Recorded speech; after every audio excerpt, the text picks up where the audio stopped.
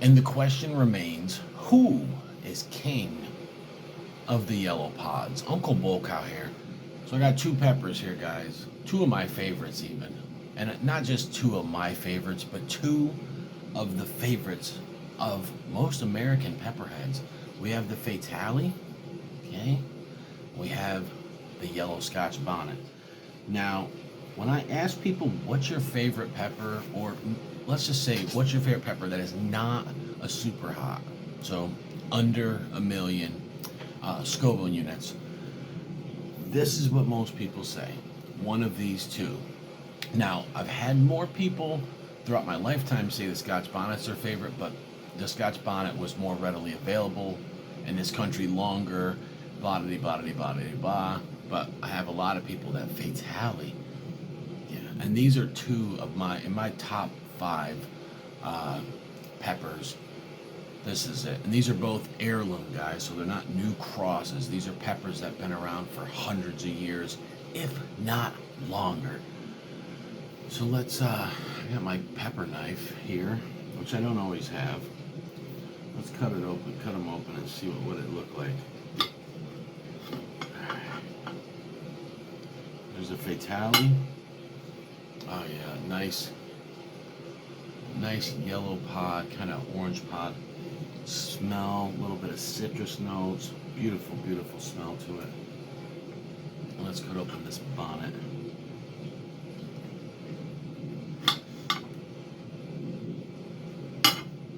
Oh yeah. Beautiful. Alright, let's try a solo bite of each and then we'll try it with some food. So first we're going to go in Scotch Bonnet.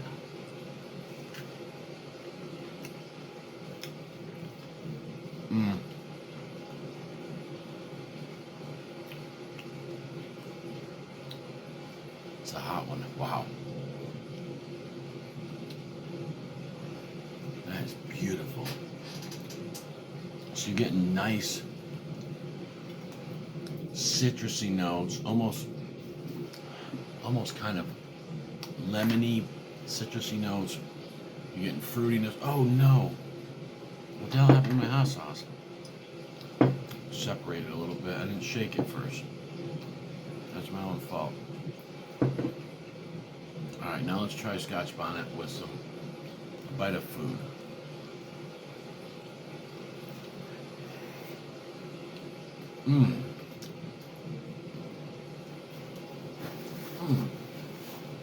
A nice yolky egg on some toast.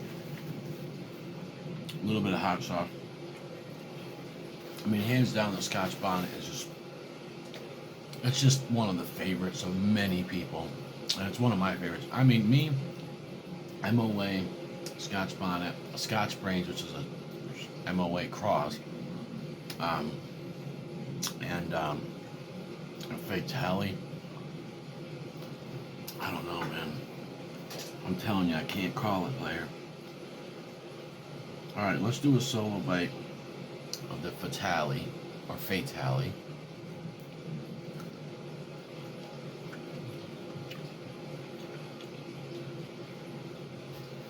Now that's not as citrusy.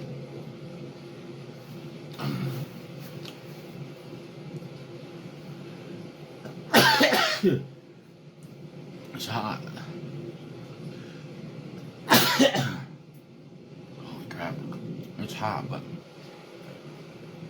here's the thing about Fataliis. They fluctuate, okay?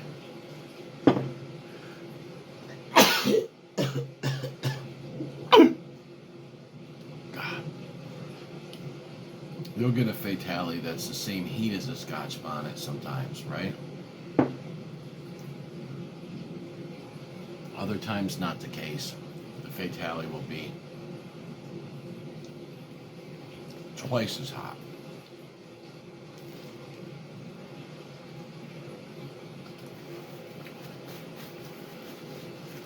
Right now the heat level on these is neck and neck. Neck and neck. They're about the same.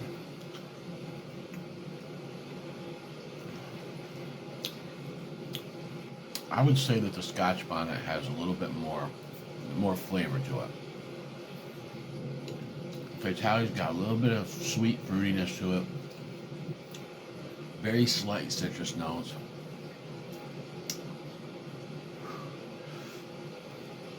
But to me, it feels more neutral, right? Wow, that burn is ramping up.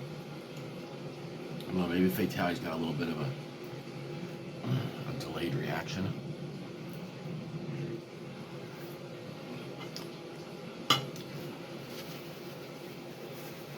Wow.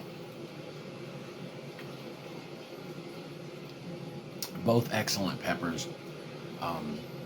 If you tried Fatali's before and you've tried Scotch Bonnets, and I hope you have, comment below your thoughts on those peppers. Which one is your favorite? You know, in my hot sauces, in my Mad Mash, Fatalii is one of the peppers in there. And then, of course, I have Blazing Bonnet, which is a yellow Scotch Bonnet hot sauce. A Scotch Bonnet, first time I ever tried a Scotch Bonnet was back in the early 90s. I don't know. It was sometime between 1992 and 1994. Yeah, maybe 1995, but it was before 95. I can tell you that. And I fell in love with it, and it was my favorite pepper for years. Okay, it's still one of my favorites. I think I like the Scotch Brain a little bit more, but it's just got it's hotter. It's just got a little extra kick to it. And, there was a time though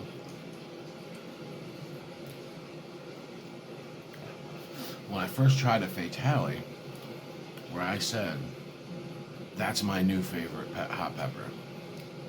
Some of you may have seen that in some videos. And so yeah, man, the Fatalii, excellent pepper, and that is a pepper from Africa.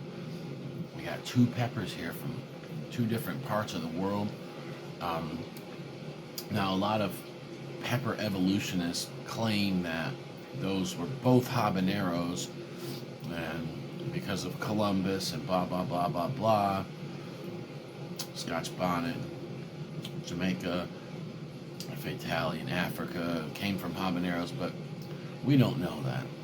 We don't know that. We know that Columbus did spread chilies and popularize them throughout the world and whatnot. We understand that, you know. We know about that. But, you know, it's not like there aren't migratory birds. Birds eat these. And plus, there's no proof that these chilies didn't exist, you know, 600-700 years ago, right? A lot of people said the ghost pepper was just invented in the past, I don't know, 30-40 years or something. And, you know, there's a botany book out there, and if you guys look at Dizzy Dragon's channel, you'll see that he's got a picture on there from the 1800s of a wild ghost pepper plant, okay? And it's literally, you know, when you look at it, because wild plants aren't going to produce like we have, because there's weeds fighting for nutrients, everything. It's got 2 pods on it, clearly ghost peppers. So don't believe everything you hear about how chilies came about. It's much more complex than that. All right, guys, Scotch Bonnet versus Fatalii. I'd have to say, man, Scotch Bonnet, I like it a little bit more, but the Fatalii is just wow. And you never, you know, I'm telling you, get them Fataliis that will trick you. Scotch Bonnet can trick you. You can eat one that's like 200,000 and eat one that's like 350, 400, so it's almost twice as hot. That can happen. Fatalii, you can eat one that's 250,000 Scoville units, and then eat one that's like 600,000 or something crazy like that. So, major fluctuation. Uncle Woka loves you. What?